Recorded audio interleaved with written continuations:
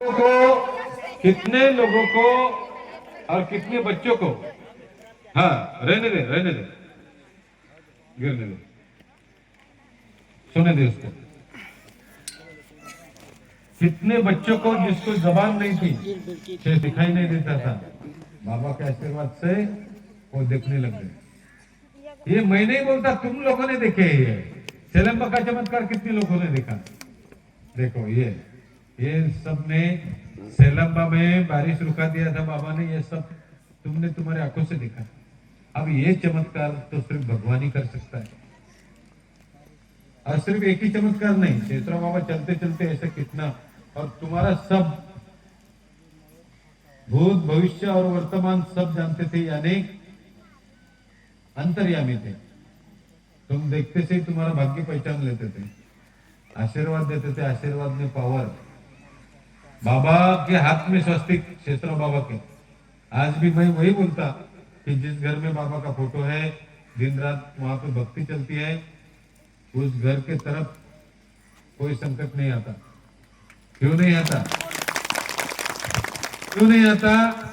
क्योंकि बाबा के हाथ पे स्वस्तिक भगवान शिव जी ने दिया है, और स्वस्तिक यानी शुभ का चिन्ह है,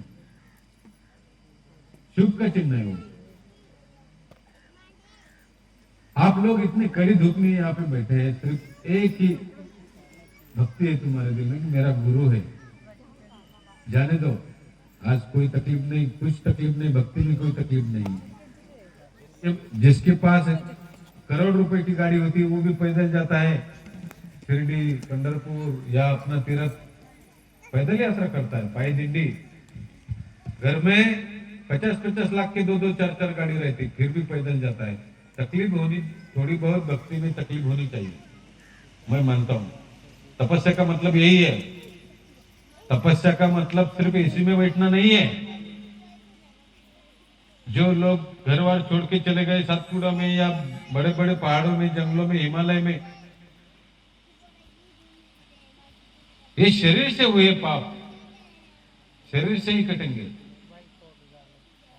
आप इस सत्संग में बैठे हैं, इतनी कड़ी धूप में बैठे, एक तरफ से आपकी तपस्या हो रही है। ये तपस्या है, छोटी बड़ी तपस्या है।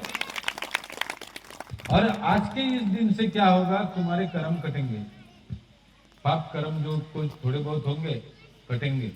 ये मैं नहीं बोलता, शास्त्रों में लिखा हुआ है।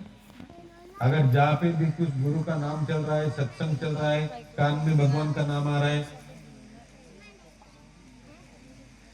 तो उससे पाप के कर्म कटते हैं, कम होते हैं। क्योंकि एक ही चीज रोके है हमें, नहीं तो सभी का भविष्य उज्जवल है। मैंने बोलता, भगवान कृष्ण गीता में बोलते हैं कि अर्जुन, मैं तो सभी के लिए अच्छा ही लिखता हूं, क्योंकि भगवान तो अपना बच्चों का कोई तिरस्कार कैसे कर सकता है? हम सभी तो भगवान के ही बच्चे हैं ना। तुम्हारा आत्मा यानी ईश्वर का ही अंश है। तुम कहां बाहर से नहीं आए, भगवान में से ही हम आए। तो भगवान ने जब हमारा प्रवास चालू हो गया, पहले दिन से, अनंत काल पहले की बात बोलता मैं, अरबों साल की पहले की बात, 80 लाख 84 लाख जन्म लेना पड़ता है, तो वो सिर्फ एक चक्र में, फिर भी हमें ज्ञान प्राप्त नहीं हुआ था। और एक चक्र, यानी एक चक्र 84 लाख जन्म का है। तो उनमें से 80 लाख जन्म पेड़ पौधे के, पशु पक्षी के हैं, और 4 लाख जन्म मनुष्य के। एक बार मनुष्य के जन्म में आया तो उसको 4 लाख चांस मिलते हैं। 4 लाख बार वो जन्म ले भी सकता है, मर भी सकता है। फिर भी 4 लाख जन्म में भी उसको गुरु भी नहीं मिला, ज्ञान भी नहीं मिला, मुक्ति भी नहीं मिली, तो फिर से रिटर्न जाना पड़ता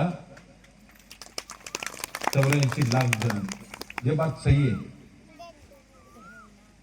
आपको बाबा जैसा गुरु मिला, क्षेत्र बाबा जैसा, आप भाग्यवान है।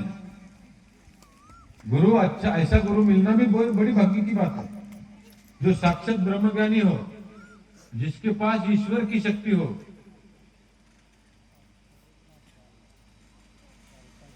जिसके पास ईश्वर की शक्ति हो, ऐसा गुरु मिलना भी बहुत भाग्य की बात है।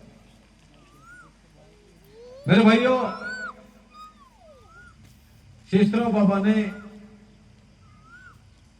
हमें हमारी दारू छोड़ी तो छोड़ी, लेकिन हमें ऐसा कुछ